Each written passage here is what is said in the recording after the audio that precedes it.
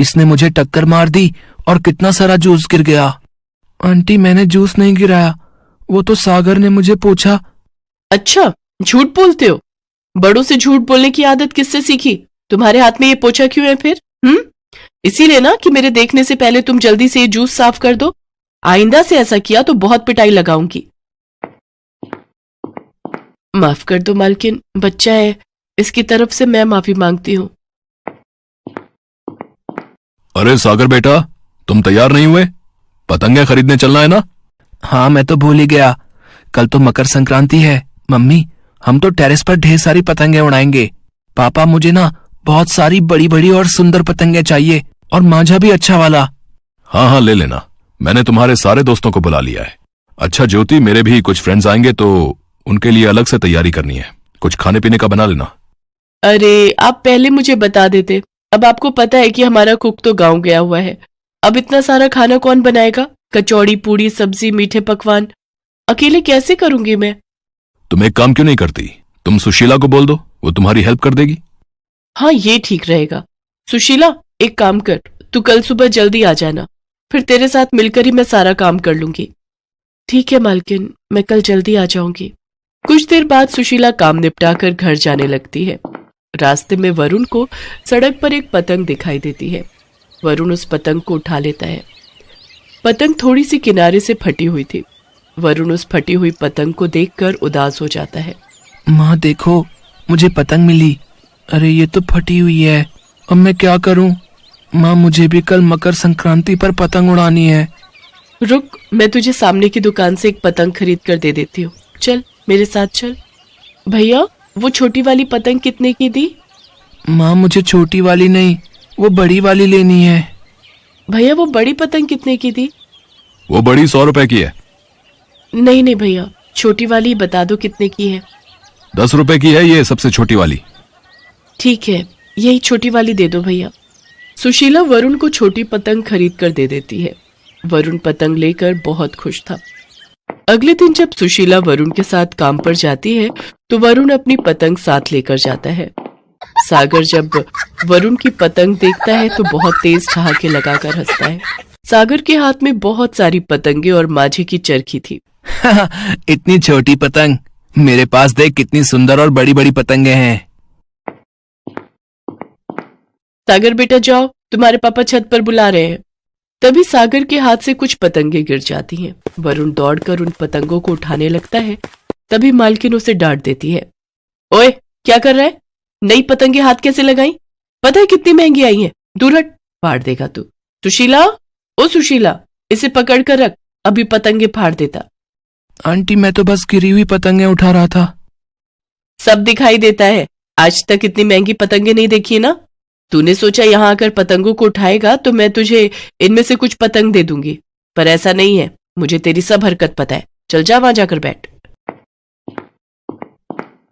माफ करना मालकिन, गलती हो गई। वरुण बेटा तू वहां आंगन में बैठ जा और कहीं मत जाना। वरुण रसोई में बैठ जाता है। सुशीला अपना काम करने लगती है। कुछ देर बाद सागर और पतंगे लेने नीचे आता है, पर उसकी बाकी की पतंगे गायब थी। मम्मी मम्मी, मेरी बाकी की पतंगे नहीं है, कहाँ रखी थी?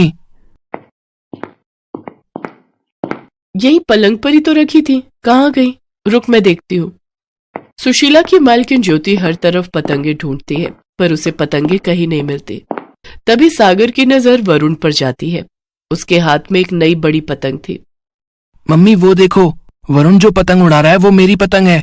इसका मतलब वरुण ने बिना पूछे मेरी सारी पतंगे ले ली। मालकिन गुस्से में आ जाती है और वरुण को खूब खरी खोटी सुनाने लगती है। हाँ ये तो वही पतंग है, इसका मतलब इसी ने पतंगे उठाई है। सुशीला, तेरे लड़के की इतनी हिम्मत कि पलंग के ऊपर से पतंगे उठाकर ले आया। तुम लोग सचमुच भरोसे के काबिल नहीं हो तो गरीब ही ना। तुमने अपने बेटे को चोरी करना सिखा रखा है। मैं इसी समय तुम्हें काम से निकाल रही हूँ। मुझे ऐसे चोरों की कोई जरूरत नहीं है। सुशीला की आंखों में आंसू आ जाते हैं। वरुण भी डर के मारे सहम चुका था। वो रोने लगता है। वो कुछ कहना चाहता था, तभी सागर के पापा आ जाते हैं। उनके हाथ में वही पतंगे थी जो गायब थी। क्या बात है वरुण बेटा, क्या हुआ? तुम रो क्यों रहे हो? और जो पतंग मैंने तुम्हें दी थी वो उड़ाई क्यों नहीं? आपने वरुण को पतंग दी थी, पर क्यों? ज्योति दुकानदार बेईमान था।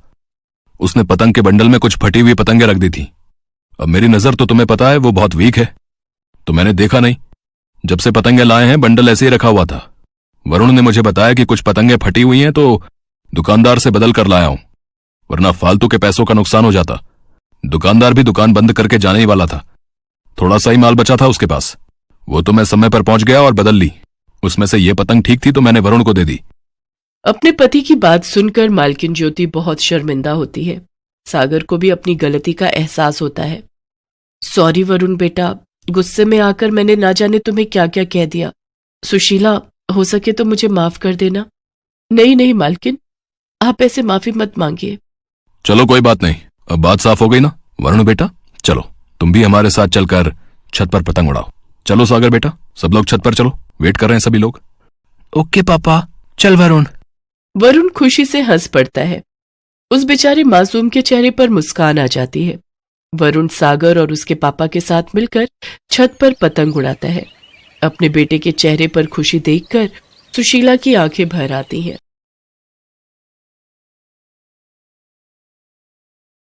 सुहानी और विपुल के माता पिता दोनों नहीं थे। वो अपने ताऊजी और ताईजी के साथ ही रहते थे। बिन माँ बाप के दोनों बच्चे बहुत ही कोमल स्वभाव के थे।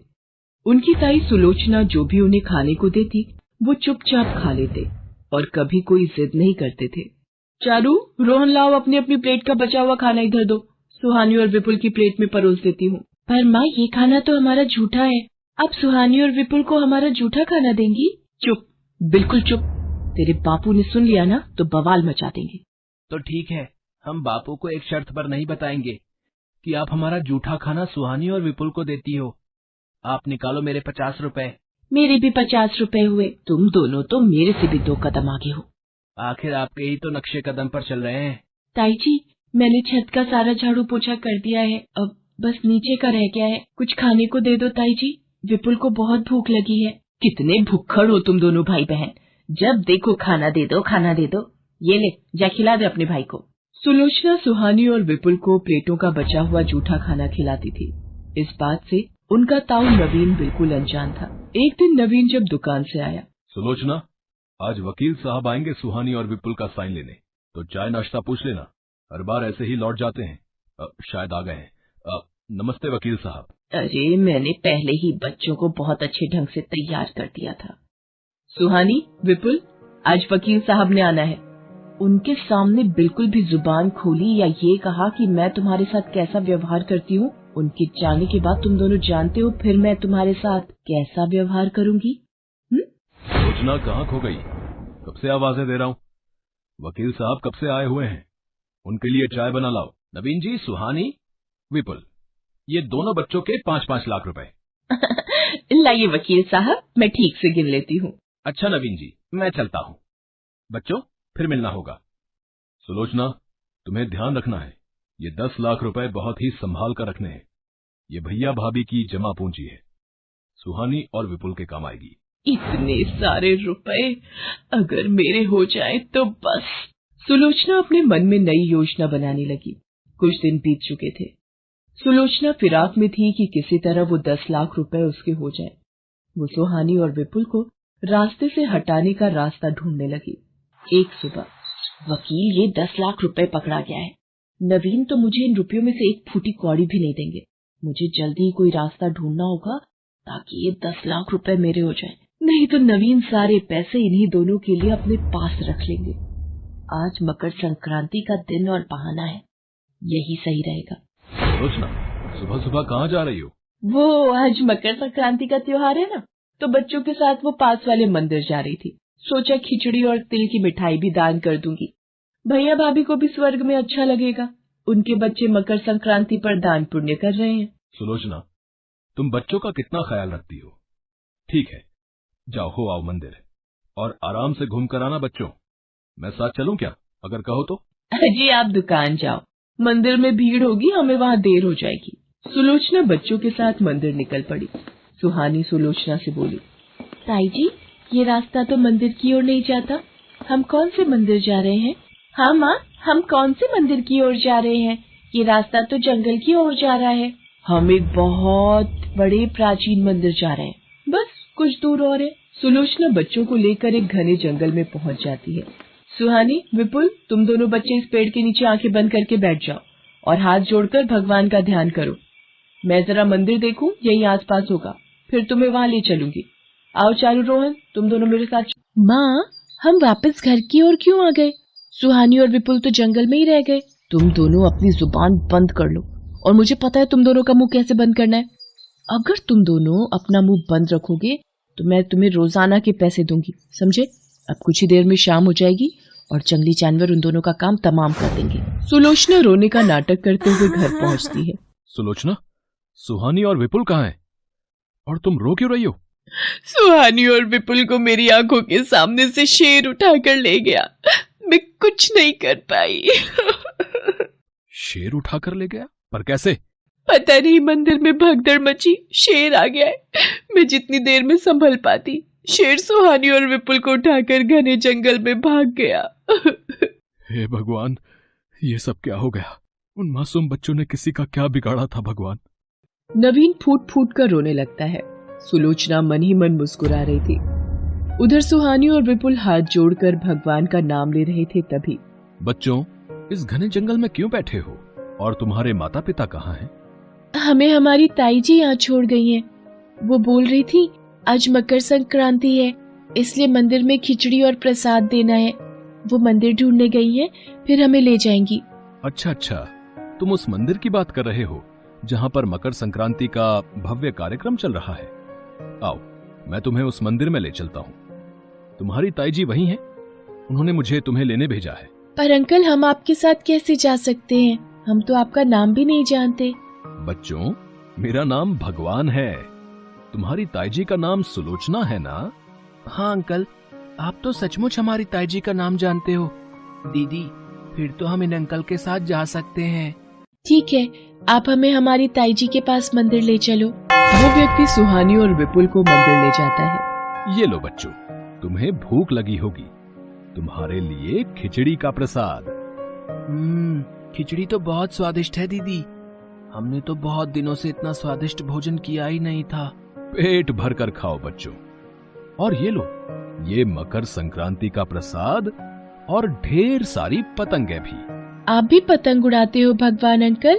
हाँ बच्चों, मुझे भी पतंग उड़ाना बहुत अच्छा लगता है। ये सारी पतंगें तुम रखो। ठीक है भगवान अंकल, हम इन्हें घर जाकर चारू और रोहन के साथ उड़ाएंगे। पर अंकल, ताई जी तो यहाँ है ही नहीं। वो तुम्हारे ताऊ जी को कुछ काम था, इसीलिए घर चली गई। आओ, मैं तुम्हें तुम्हारे घर छोड़ आता हूँ। दीदी, भगवान अंकल कितने अच्छे हैं। हमें मकर संक्रांति के त्योहार पर कितना सारा सामान और पतंगे दी। हाँ विपुल, पता है भगवान अंकल, हमने ऐसी मकर संक्रांति कभी नहीं मनाई। बच्चों, अब तुम हमेशा ऐसे ही खुश रहोगे। अच्छा, तुम्हारा घर आ गया है।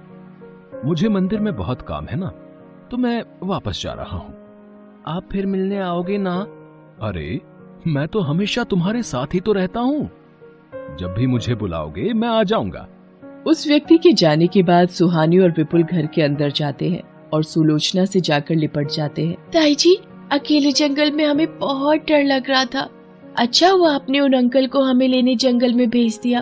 ताऊ जी, ये देखो, हमें उन अंकल ने कितना सारा सामान दिया। चारू, रोहन, ये देखो पतंग भी दी। मेरे बच्चों, तुम सही सलामत हो। मैं तो सोच रहा था, पर कौन से अंकल ने तुम्हें ये सब दिया? ताऊ जी, उनका नाम भगवान था। सुहानी और विपुल सुलोचना और नवीन को सारी बात बताते हैं। उनकी भोली भाली बातों को सुनकर सुलोचना की आंखों में उस वक्त पश्चाताप के आंसू अपने आप छलकने लगे। उसने सुहानी और विपुल को गले से लगा लिया और प्यार करने लगी। इनकी रक्षा तो स्वयं भगवान ने की। हे प्रभु, मुझे माफ कर दो। मैं इन बिन माँ बाप के अनाथ बच्चों के साथ पैसों के लिए इतना बड़ा अपराध करने जा रही थी। सुहानी, विपुल, मेरे बच्चों, तुम ठीक हो ना? रोहन, ये माँ ही है ना? पहले तो इन्होंने कभी सुहानी और विपुल को प्यार नहीं किया। तो दोस्तों, ये थी आज की कहानी पसंद आई तो वीडियो को कर दो लाइक। अगर हमारे चैनल पे आप नए हो तो चैनल को कर लो सब्सक्राइब। मिलते हैं हम आपको नई कहानी में, तब तक के लिए बाय बाय।